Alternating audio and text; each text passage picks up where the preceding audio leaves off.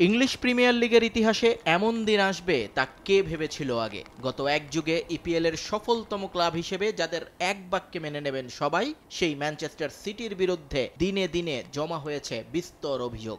শেষ ১১ মৌসুমের ৬০টিতেই শিরোপা জেতা ক্লাবকে মুখোমুখি হতে হচ্ছে আলোচিত এক মামলার শুনানির।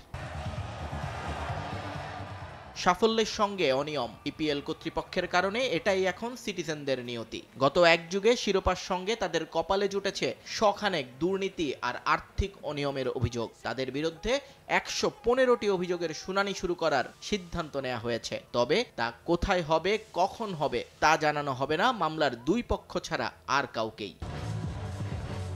১১৫টি মামলার মধ্যে ৫৪টি অভিযোগ আনা হয়েছে ২০০৯ থেকে ২০১৮ পর্যন্ত। এখানে মূলত ক্লাব পরিচালনার আর্থিক তথ্য সঠিকভাবে না দেওয়ার দাবি করেছে ইংলিশ লিগ কর্তৃপক্ষ। আর ২০১৮ থেকে ২০২৩ সাল পর্যন্ত অভিযোগগুলো বেশ অভিনব।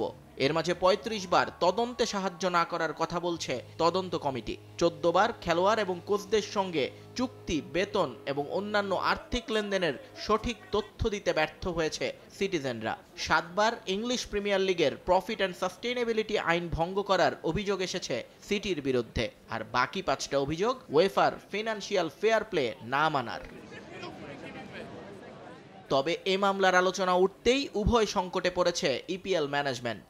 কারণ ইংলিশ ক্লাব ফুটবল ইতিহাসের সবচেয়ে হাই ভোল্টেজ এই মামলার বাদী যে খোদ লিগ কর্তৃপক্ষ নিজেই। স্বাভাবিকভাবেই দোষী সাব্যস্ত হলে পয়েন্ট কেটে নেওয়া হবে ম্যান সিটির, আর্থিক জরিমানাও হবে বিপুল পরিমাণ, সঙ্গে রেলিগেশনেও যে পড়তে হবে আকাশী নীলদের তা অবশ্যম্ভাবী। এছাড়া ইংল্যান্ডের সঙ্গে আরব আমিরাতের কূটনৈতিক সম্পর্ক যে টানাপোড়েন দেখা যাবে না সেটাই বা বলবে কে? কারণ ম্যানচেস্টার সিটির সিংহভাগ শেয়ারের মালিক আমিরাতের প্রেসিডেন্ট মোহাম্মদ বিন জায়েদ আল নাহিয়ানের ভাই শেখ মনসুর, যাদের আরও ১২টি ক্লাব আছে ৫ মহাদেশে।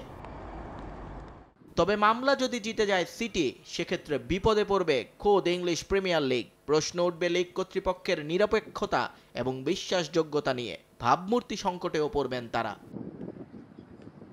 এর আগে ২০২০ সালে ওয়েফার আইন ভঙ্গ করার অভিযোগ এনে ইউরোপিয়ান ক্লাব কম্পিটিশন থেকে নিষেধাজ্ঞা পেয়েছিল ম্যানচেস্টার সিটি।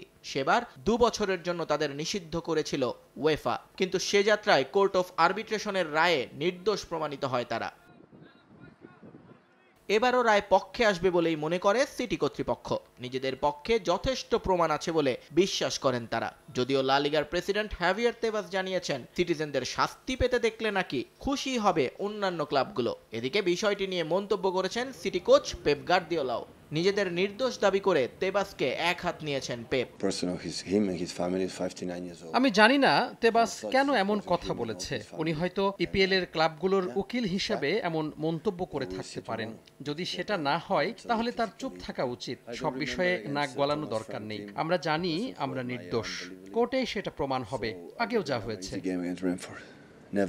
বিবিসির সূত্র বলছে, শতাব্দীর সবচেয়ে আলোচিত এই শুনানি চলবে আগামী ১০ সপ্তাহ, আর রায় আসবে আগামী বছরের শুরুতে। নিয়ন মোহাইমিন, সময় সংবাদ।